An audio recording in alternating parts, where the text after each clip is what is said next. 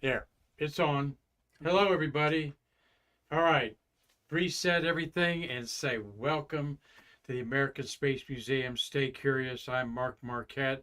We've missed you. Hope you've missed us as we survived Hurricane Milton and unscathed here at our museum. As those of you joining us, and sorry for our false start here, we had to put everything together uh, as we closed the museum for Hurricane Milton. No problems here, very few problems on the Space Coast, in fact. In fact, we had a beautiful Falcon Heavy launch today that we'll talk about, a space probe going to Jupiter. We've got a Artemis astronaut birthday today. This lady could be the first woman on the moon. Going to celebrate Apollo 7 going to space and shaking down the crew module for the very first time. That would be in 1968. So you're talking 57 years ago, 6 years ago. And correcting me there is my good friend Marty Winkle. Marty, hello, Marty. We've missed you, and I think our Stay Curious fans like Dave Stange have missed us. He's got extra time to watch us now because his Tigers lost to the Indians. And I know you're rooting for the Yankees, Marty. Hello. Yeah, definitely. Yankees and the Mets. Yankees and the Mets is your World Series, huh? Well, I think the Yankees will get there, but I don't think the Mets will. The Dodgers ought to beat them. Well, it's that time of year, baseball time, football time, time to be outdoors and time to look up. That moon is 11 and a half days old and going to be full moon here, and that means 3 more days. So this being Monday, Tuesday, Wednesday, Thursday, that big full moon will be coming up. Great opportunity tonight to photograph the moon coming up over the horizon in the next couple days. Get the ambient landscape of trees, mountains, buildings. Also, we're going to talk about the comet people are talking about. And easy to photograph, not so easy to see with your naked eye. Tonight will be a good night. I have not seen comet Tashinshin yet. But I've been very busy and helped Carlton Bailey with a good time at a Comic-Con in Melbourne Sunday. Great to always help you out, Carlton, and learn about Godzilla and all of the wonderful comic book characters out there. So Stay Curious is back on track, fans. Thank you so much for missing us. Marty, my button's not working. Oh, I know why. I turned my keyboard off, so let's just turn my keyboard on here. There we go. And I'll bet I push the image button. And there we are. Mark and Marty are back. That was my advertisement on Facebook today. Thank you for watching us on YouTube and following us on Facebook. You know, for over 25 years, the Space Walk of Fame, our nonprofit foundation, has been preserving the birth of the American space program right here in what I call its delivery room, Brevard County, Florida. And we saw a great example today of the private industry taking it over as I think it was the 12th Falcon 9 Heavy, 3 Falcon 9s put together, the Falcon Heavy, perfectly inserted the Europa probe to go to the planet Jupiter and circle a moon that is covered inside with water, more water than the oceans of the Earth Europa has, yet it's about the same size as our moon that you're going to see out big and bright in the sky tonight. And we'll talk a little bit about that, but we have 6 years to talk about it, Marty, till it gets there. Hope we're both still around. I don't have my smart tablet with me. Marty will be taking notes and raising his hand if you all have a question there. We're going to have Terry White tomorrow on Stay Curious. Talk to Terry today. His house has been on a generator, Marty, for a while, a couple days. I think they just got their electricity back on Merritt Island. And Marty, he wants to talk more about the thermal protection system, since you all have some good questions about it. And that is the same type of tile and same process that they're using on modern spaceships, including the Dragon that did not come back as planned. Let's talk about that. So great show, Terry White, tomorrow. And next up is Still have 14 humans orbiting the Earth right now. We were going to bring 3 or 4 of those Earthlings back, Crew Dragon 8, but the weather on either side of the Florida coast where they want to land, they can go in the Gulf or the Atlantic. They make that decision an orbit or two before they deorbit. So they did not undock like Sunday morning like they were supposed to. I didn't even check it out. I was so enthralled with the Starship launch we'll talk about. So 14 humans orbiting the Earth, soon to be 10. The Chinese crew will be swapped out in November. So they'll have 6 up there for a week or so and bring those 3 of Shenzhou 18 home. And but the Soyuz MS-26 crew and Dragon 9 and Starliner crew are all now the Expedition 72 going on the International Space Station, and they will be together until February. There is the Dragon 8 crew, ready to come back to space, fitted out in their spaceship. And they've been up there for about 230 days, they'll end up. Marty's got a question. Marty, what's your space trivia question of the day? Okay, which shuttle orbiter and what mission was the first to use a drag chute? All right. You should know that, space geeks out of there, just like that. Very important mission. The drag chute slowed down the orbiter so it didn't rip up the brakes. We'll have Terry elaborate on that tomorrow, Marty. We'll throw that slide up there and see what he's got to say about the drag chute. Which one was it, Steve Jokums? I know you know. Well, there's a screen grab of the Falcon Heavy, kind of, you see the strong back. That's what they call the big piece of metal that's holding the spaceship or the rocket up. That, of course, lays down flat like a rail car when they bring it out, and then they lift it up. And it drops back just about a minute before launch. And from this angle, you see the strong back and just one of the side boosters. All 3 were dropped in the ocean because they needed all that energy to get Europa on the way to Jupiter. I took these pictures out there at Spaceview Park. Sure do miss Ozzy, the rocket hobo, Marty. I was looking for my rocket hobo patch. It just doesn't seem right to go out there and not see him out there. But where I'm talking about our friend of here on the Space Coast who died a year ago in August of natural causes, Ozzy Osbourne. So one day maybe we'll get a lasting tribute to him out there.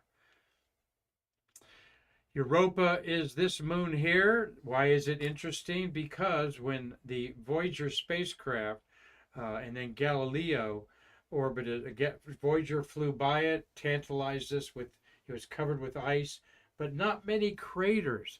Just one crater here. That is very unusual to see uncratered bodies this large. That is because the surface is being replenished frequently, like on a scale of every million years or so. The whole skin is surface is like renewed. Don't know how many millions of years yet, but you don't even see small craters there, Marty, and that's a big indicator of a fresh surface that is constantly renewing itself. Like the Earth, we don't see many craters on Earth because the erosion of our atmosphere, wind and rain. But on Europa, doesn't have much of an atmosphere, but it does have this constant renewal of hot heat inside, boiling up to the surface, and the surface, of course, is 150 below zero. And here's a artist rendering of what's going on. There's water trapped beneath. It's warm. These moons that go around Jupiter are under tidal heating all the time. You know, the tides on the oceans here of Earth, well, everything is moving on Earth, even the ground, not just the water, because of the sun's influence and the moon's influence on us specifically. The ground does move, but when your massive Jupiter, the largest planet in the solar system, that everything can fit inside of Jupiter, by the way, the tidalness is like a rubber band constantly going back and forth or rubbing your hands and heating up the inside. So the inside of Europa has a liquid oceans in it that, you know, where there's water, there's life, even if there's not light. Think of all the things. This is a artist rendering of a possible probe to Europa, not this one that was launched. That's an orbiter that's going to orbit the moon. Uh, but a probe goes in to the ice, drills itself down, and ejects out the side of it there, some sort of an explorer. We theorize there might be volcanic vents underneath, just like there are on Earth, and we've always found life around that. And here is a collage I found of creatures that are on the bottom of the ocean where no sunlight is able to reach. I'm fascinated, Marty, by seeing those documentaries of the creatures at the bottom of the ocean. A lot of spidery looking creatures. They got their own light systems. They have vision, some of them, even though it's so dark there that you couldn't see your hand in front of you. So these type of creatures are what we're looking for, if not amoeba or other microscopic life. After all, that is life. Well, let's change to something that was breathtaking and heart pounding in life. Chris LeMarie, a rocket photographer now from Ohio, went to Texas. Thank you, Chris, for sharing your pictures. Again, his last name is Leymarie. Follow him on Facebook. Really a great shot, about as close as you could get, probably. Got some people on some sort of a elevated platform there. Don't know how many miles they are away. I think it's 3.5 or so. And this is coming back. Chris's shot of the first stage, the heavy booster coming back. I know all of you are just amazed by it. Marty and I just watched it, a replay on YouTube. I say it's a game changer, Marty.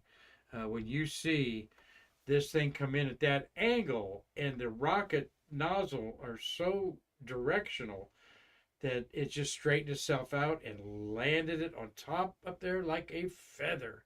I mean, and I talked to Dan McCune, former crane operator at the VAB, who's our facilities manager. Dan said it actually set itself in some pins, gigantic pins. It just didn't land there.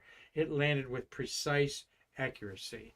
And I'd like someone on Stay Curious to tell us a little about that, Marty, someday, about that accuracy. Excuse me, I got something in my eye there that's twitching me through. So, but that's right before it's set up right there on the top. Look at these boaters down there. That's pretty doggone close if that thing blew up. That bird's getting out of the way. Here's a shot I found of it, of a camera underneath the chopsticks, they're calling this. Mechazilla is what they're calling it. Mechazilla. In there, they even had a Godzilla-looking artwork for it there. Those are puffs of the reaction control thrusters, 3 Raptor engines, bringing this now empty first stage back to be resurfaced and, you know, flown again. 33 of those Raptor engines performed flawlessly, Marty. You know, this was a concept for the Russian N-1 rocket. Had 33 engines, I believe, well over 30. And this was the same concept, was to cluster them all together. And they had 4 explosions. The great designer, Korolev, thought that it'd take 15 to get it right. And he ordered like 17. He thought 17 might get him to the moon. So, boy, what a beautiful, beautiful shot that is. All right, I know you all enjoyed that. What did Elon Musk have to say about it? Well, everybody ignored the Starship.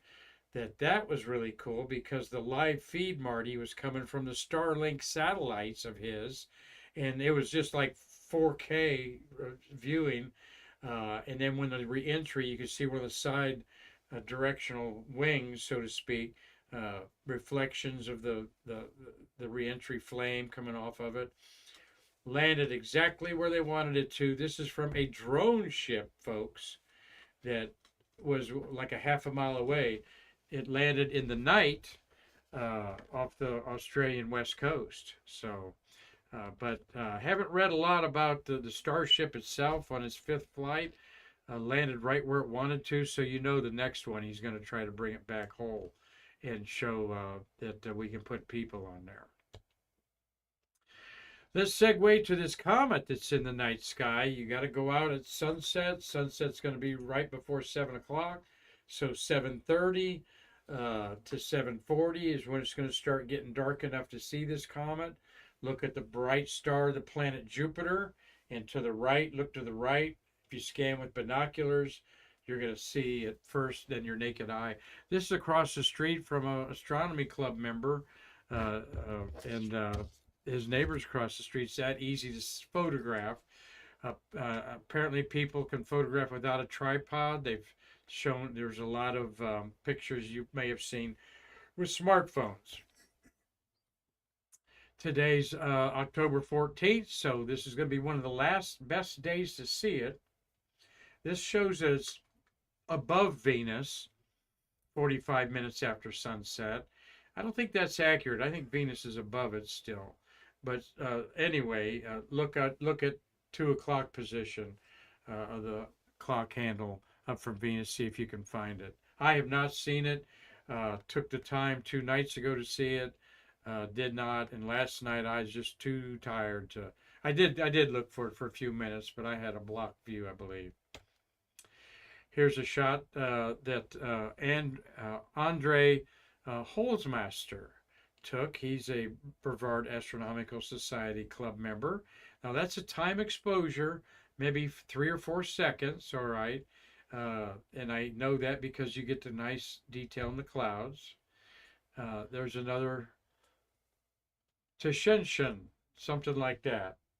Atlas is a series of, Tashenshin's an amateur astronomer.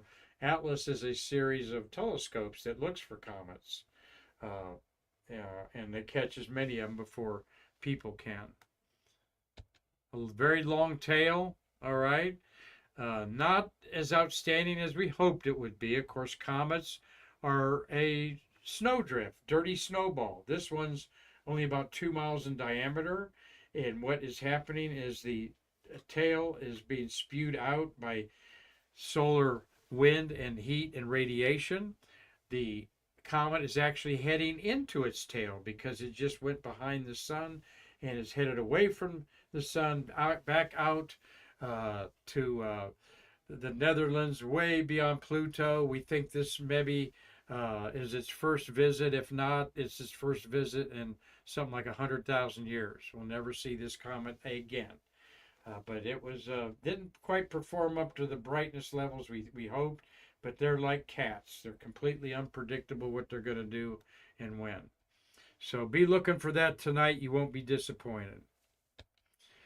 All right, let's get some space news under our belts here today. As really one of the most important missions in the NASA moon program was launched, and Apollo 7 with Wally Schirra as the commander. Of course, he was a Mercury and a Gemini astronaut, the only astronaut to fly the 3 Apollo-era spacecraft. Don Isley is on the left, and Walt Cunningham on the right, and this was their only mission for various reasons. Isley was going to be on the Apollo 1 crew and was moved off of it. Let me get my glasses here. He got a shoulder injury that required surgery, and Roger Chaffee was given the position. And Isley was reassigned to Schirra's crew, so that's an interesting side note there. General Sam Phillips, the Apollo program manager, said, Apollo 7 goes into my book as a perfect mission. We accomplished 101% of our goals. Schirra and his crew did it all, or at least all of it that counted.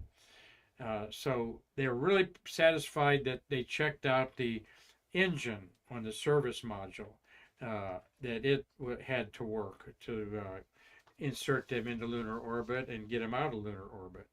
So the crew was criticized for getting colds and kind of revolting a little bit, saying that we quit sending us up more stuff to do. We got enough going on. They all did have head colds. In fact, Wally Schirra come back, Marty, and did ads for Actifed, a cold medicine back in the 60s. Of course, this was launched October 11th, 1968. 10-day mission, landed October 22nd in the Atlantic Ocean. Uh, one, one little side note to this is that because McDonnell Aircraft switched from the builder of the spacecraft, went from that to North American, the Gunter Vent, the pad leader, was not used. He was a McDonnell employee. And so Schirra, after the Apollo 1 fire, when their good luck charm, Gunter Vent, wasn't there, Wally Schirra really lobbied to have Vent back as the pad leader for his Apollo flight. And he got Deke Slayton, the boss of the astronauts, to persuade North American's launch operations manager to change Vent's shift so he could be pad leader for Apollo 7. And he remained that the entire program. Gunter Vent wrote a great book about his experiences called The Unbroken Chain. So great mission. Wally Schirra, of course, retired and was the sidekick to Walter Cronkite, wiping a tear away from his eye during the Apollo 11 landing. He was so emotionally struck by that with his friends on the moon. And just a great mission. And the Frontier of Flight Museum at Love Field in Dallas, Texas, where I've been, has the crew module there, Marty, that we see floating there. They did famously a televised newscast from the lovely Apollo room high atop everything. That's Don Isley holding that there.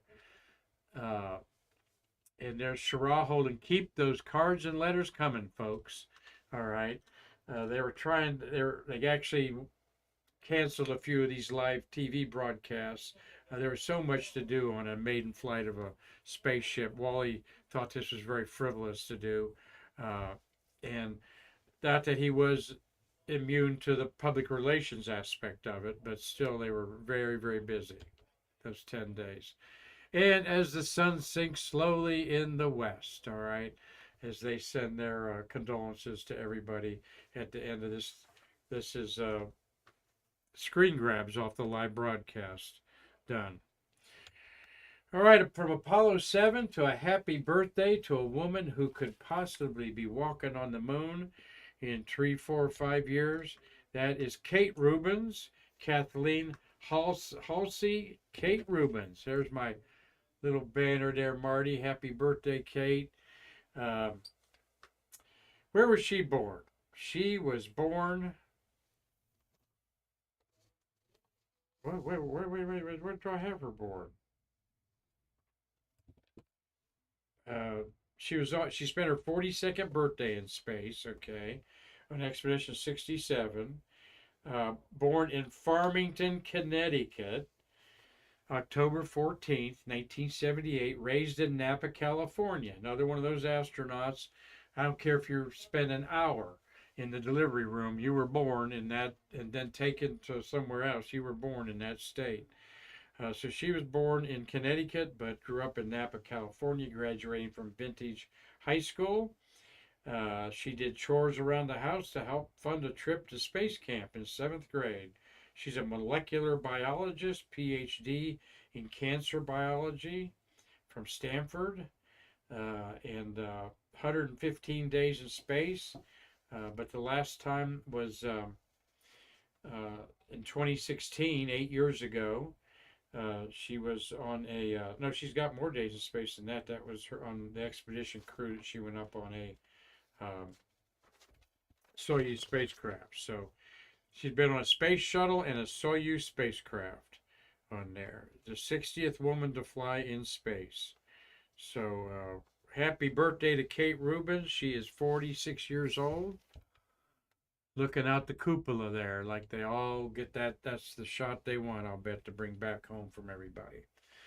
We'll winding up, stay curious here a little bit. We wanted to say goodbye to National Hispanic Heritage Month from September 15th to October 15th. Hispanic heritage is highlighted here in America, and we featured a few of the astronauts earlier in the month. Pedro Duque there And I see Mr. Duquet's biography here. There he is. There's Pedro. Born in Madrid, Spain. Okay. Of Hispanic heritage. He's got 18 days in space on STS-95. He was up there with John Glenn. He was also on a Soyuz TMA mission, 3 mission up there. So, and he is doing things for his country, and also he was the Minister of Science for the government of Spain down there. So Olivia's there. Where have I got my notes on Danny Olivius, born in North Hollywood, California, but raised in El Paso, Texas. Born in California, but raised in Texas. STS 117 and 128, an experienced EVA astronaut. Who's the other one there? Oh, yeah, George Zimka. George Zimka is there. George Zimka, born in Jersey City, New Jersey, but raised in New York City. He is a Marine, URA, and occupied Kuwait and Iraq during Desert Storm, and he was a pilot on the STS-120 mission. And then we got Joseph Acaba is a Artemis astronaut, born in Inglewood, California. I would choose him to be the commander of the Gateway, or commander of the first moon landing of the Artemis. Flew on STS-119, Space Shuttle Discovery, and then was a flight engineer on STS-55, 53, 54. And so he is in the queue to go back to space. Jose Hernandez, we've talked about many times as we met Jose, born in French Camp, California, but grew up in Stockton. His book, A Million Miles Away, and the movie on Amazon, you should watch, about his family, rejected 15 or 16 times to be an astronaut, from migrant worker to astronaut. And a great guy, and we hope that we can present him here at the museum someday. And then we've got Serena Anand Chancellor. She is Cuban, born in Indianapolis, Indiana, but considers Fort Collins, Colorado to be her hometown. None of these astronauts stick around, Marty, where they're born. She has done a expedition on the International Space Station. Her parents were Cuban heritage, so that's why we celebrate her in National Hispanic Month. So hope that you all enjoy that. I wanted the first person of color to go to space, Marty, was this guy, Aldo Mendez, Cuban. All right, he went with the Russians on a Mir space station mission, I believe, up there. So he is still in his 80s and promotes everything. But Cuba holds the first for a person of color to go to space, and that's this gentleman, Arnold Mendez. All right, so we wrap up our celebration of National Hispanic Month. Ellen Ochoa there in the middle. You got Lopez Allegra there near me, and who are the other guys there? I think we talked about them. So, Marty. Oh, wait a minute. I put your picture in there, Marty, and it didn't show up again. It's up there. Huh? It's further down, I think. Well, I loaded it up, but for some reason it's not showing it. So, Marty's space. Well, before we answer Marty's question of the day, which space orbiter and which mission used the first drag chute? This is a cool day in history, Marty, to celebrate the. Oh my gosh, I forgot the first. I forgot to look this up. I have it here in my notes. We have got something in history today, right here in front of me. There we are. I better have this. Yes, all right. A famous day in history today in 1947. 1947, Marty. So that is 75 years today. 77. 77.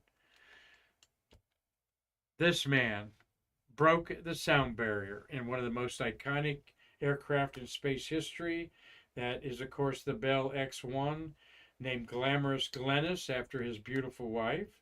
He reached Mach 1.05 at an altitude of 45,000 feet over Rogers Dry Lake in the Mojave Desert. Though this happened, on this date, October 14th, 1947, it was not announced to the public until June 48. All right, October, November, December, January, February, March, April, May, June, 8 months later, because it was considered top secret at the end of World War II. And but that was kind of interesting. Wait, 760 miles an hour broke the sound barrier. Jaeger, there is the actual spacecraft. When I see it from this angle at the Smithsonian, Marty, I didn't realize the canopy had that much viewing area above it. It really did. Jaeger, of course, commanded fighter squadrons in Germany. There he is in his 90s. He lived to be about 99, I think. Died a few years ago. Jaeger grew up in West Virginia, never attended college, and is considered one of the greatest pilots of all time. President Ronald Reagan bestowed the Presidential Medal of Freedom on him, or highest honor as a civilian, in 1985. And interesting, if you've read books about it, Marty, I think you read a book about Jaeger, right? Yes. He had broken ribs, didn't he? I think he broke his ribs, and he didn't let anybody know. He fell down or something and broke his ribs, and it really hurt. And he really had to strap himself in with his ribs. I'm pretty sure it's his ribs, but it could be his leg. But I'll bet Steve Jokums knows that too. So, on this date in history, what did we say? 67 years ago. No, 77 years ago. The sonic boom was heard for the first time over Rogers Dry Lake on the Mojave Desert there. So now you know. Oh, there it is. Marty's space trivia question of the day. Which shuttle orbiter and what mission was the first to use a drag chute? Marty, who's got the answer? Carlton Bailey got it right, and I think it was Dave Stange also. It wasn't Endeavour, it was STS-49, which was the 47th shuttle mission. Cool. Yep. STS-49, May 16th, 1992. The inaugural flight of Endeavour. Brandon Steen was the commander, Chilton the pilot, Bruce Melnick, Kathy Thornton, both we know very well, and Tom Akers, Rick Heeb, and Thowett. What's Thowett's first name? They did the first and only three-person EVA on that mission. So, Marty, thanks for taking the names of everybody. Mitch is watching today. Thank you, Mitch, at Manned Space there. Dave Stange, Dr. Keith Sewell. Thank you, Keith, for watching. He's in Arkansas, and I meant to talk about that, Keith, but I will, being an honorary member of the Arkansas Stargazing Group. Thank you, Keith. Tom Celentano is watching. Mark Thiel, good to see your name pop up, along with Dean Babcock. Gary Gerald is up there in Georgia, planting them Bedelia onions for next spring. Doug Forrest, good to hear from you. Neil 1030. Robert Laws up in Dundee, Scotland. There's Steve Jokums. Got some Formula One racing, Marty. I've been hungering for that for 4 weeks. They've been on break. And Steve's a big fan of that too. Bill Whiting up in Michigan. Hope the leaves are changing, Bill. Send us a picture of something, and we'll let everybody see the leaves changing up there in your neck of the woods. Cliff Watson had a birthday, Marty, over the weekend. Happy birthday to our Aussie friend and the Gold Coast there, Surfer Heaven. He's in Pomona, Australia, on the West Coast, and they're just getting their teeth into springtime down there. and Carlton Bailey, the rocket photographer who is out there at the Space Center today. And I'll be posting CB's pictures on Facebook and maybe showing you a couple of them tomorrow. Tomorrow we're going to have this guy, Terry White, here. You guys know Terry voted to have the best mustache over Hoot Gibson, Brandon, Hoot Gibson. Who'd we have in there? A couple other astronauts. Germeister. Hmm? Germeister. Yeah, Germeister and STS-27 pilot. 26 pilot, I mean, pilot for 26. Anyway, we're not going to fret about that as we say, thank you everybody for watching today. As we're getting our sea legs back, we'll be on all week this week. Got to try to line up some more guests for you. And of course, what an interesting day in space history, Marty. This is what we're all about. Monumental history with Apollo 7, a wonderful birthday of Kate Rubins, and then new space renaissance going on. And thank you, Chris LeMarie, for sharing this beautiful shot of the Falcon, the Starship launch Sunday morning. Yeah, Marty. Mark, you want to tell everybody that you made a pun? You made a joke about spelling shoot, S-H-O-O-T, instead of C-H-U-T-E. You spelled it S-H. I spelled it wrong. Yeah, shoot. Yes, I spelled shoot wrong. I kept looking at that. It was wrong. Shoot. Oh, my God. I'm telling everybody you made a joke. You did that on purpose. Did anybody catch that? Yeah, a few people caught it. Shoot. C-H-U-T-E. Been one of those days, my friends. But so I'm surprised Neil 1030 let me get away with that, buddy. But yeah, I knew that was not right. I asked you that, Marty. Yeah. I told you, C-H-U-T-E. All right. I am so hard of hearing, folks. Really, it's a bad situation right now. All right. Well, you all, peace out. We love you. Keep coming back and watching. Stay curious. Like us, share us, tell your friends about us, and above all, come back and see our museum, because Marty and I, we want to bridge the space between us. Take care.